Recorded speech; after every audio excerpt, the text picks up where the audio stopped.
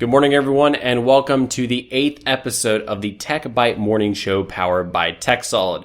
Real quick, before we talk about iOS 10, I do want to mention that TechSolid is nearing its 1-year anniversary. I cannot believe that TechSolid is already a year old. It's absolutely insane.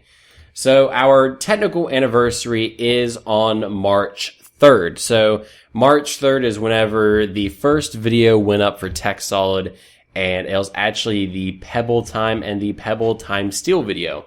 That video did over 1,000 views in the first 24 hours.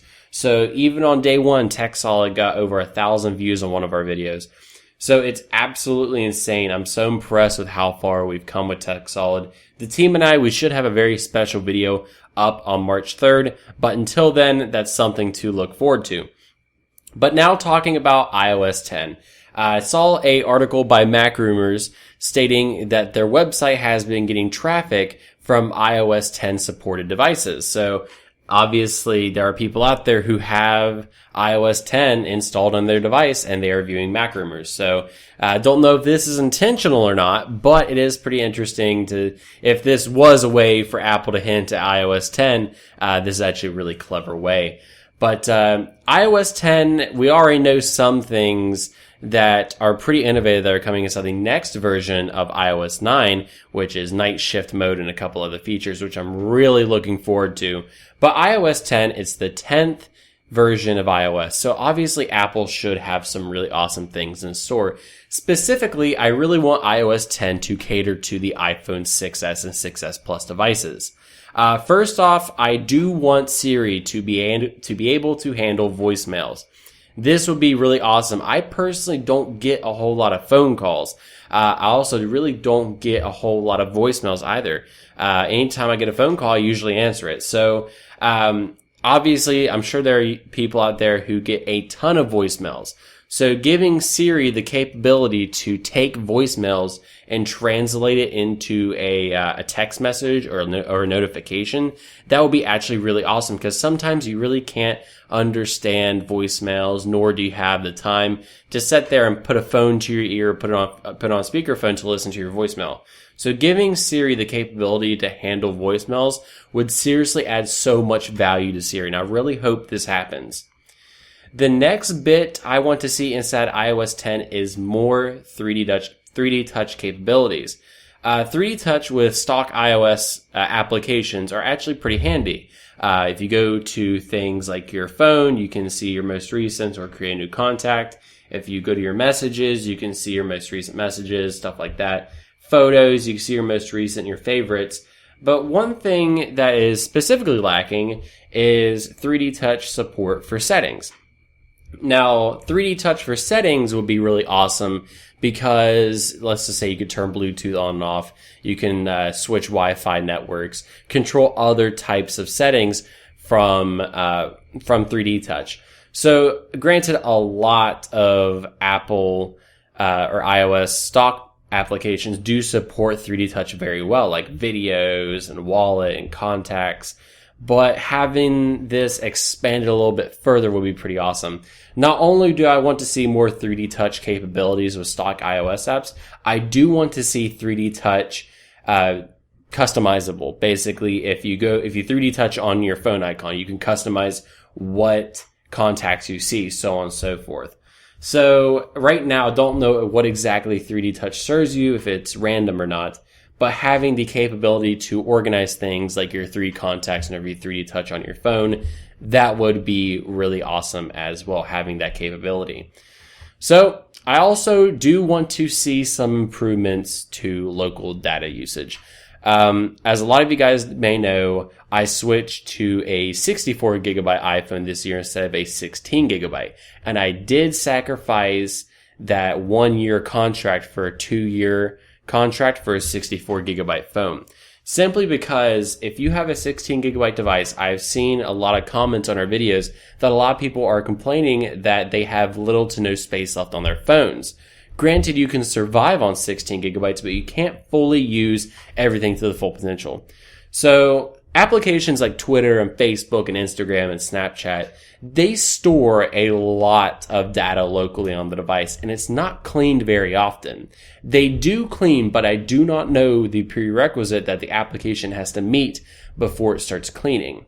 But basically, if you go into your settings and look at your app and data usage, you can see Twitter reaching 1-2 gigabytes of data.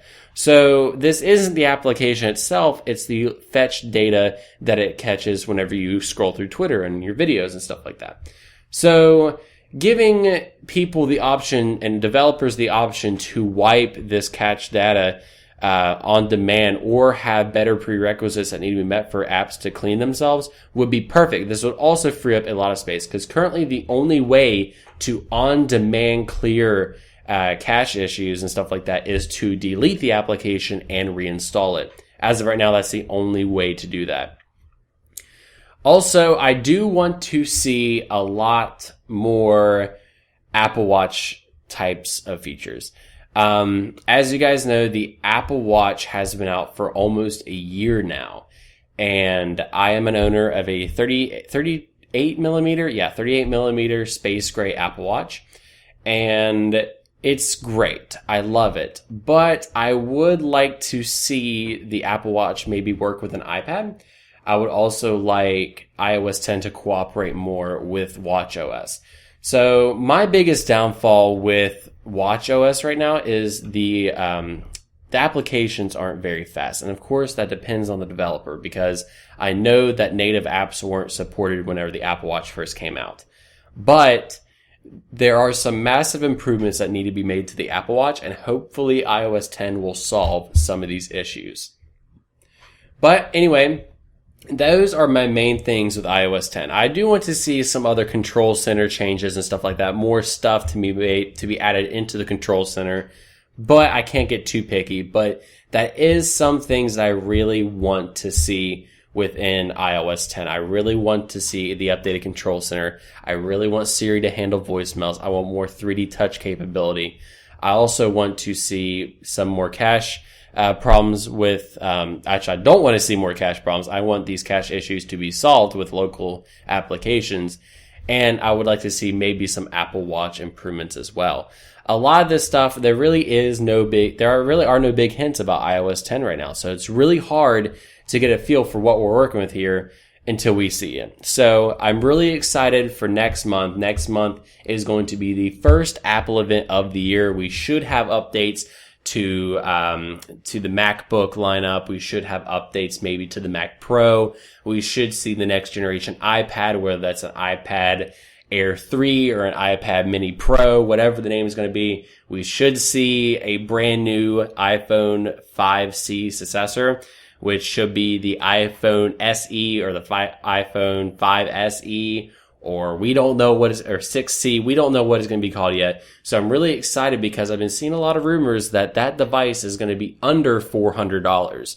So if Apple can make the price right and bring that phone under $400, I can see the adoption rate being very quickly. Because for those that have the iPhone, there's a lot of people who still run iPhone 5Cs.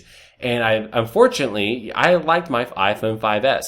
But it appears next in line is the iPhone 5S to get chopped from the iOS iPhone lineup.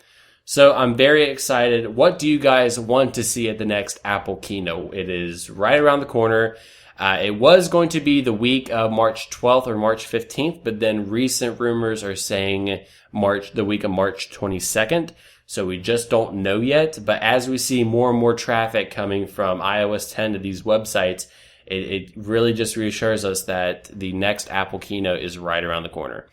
So let me know inside the comments below what you want to see at the next Apple keynote or inside iOS 10 for this matter. And again, be sure to subscribe to our YouTube channel at youtube.com/TechSolidTV. TechSolid, almost 1 year old, 500,000 total video views, and over 1,500 subscribers. Thank you all so much, and we'll see you guys inside our next video.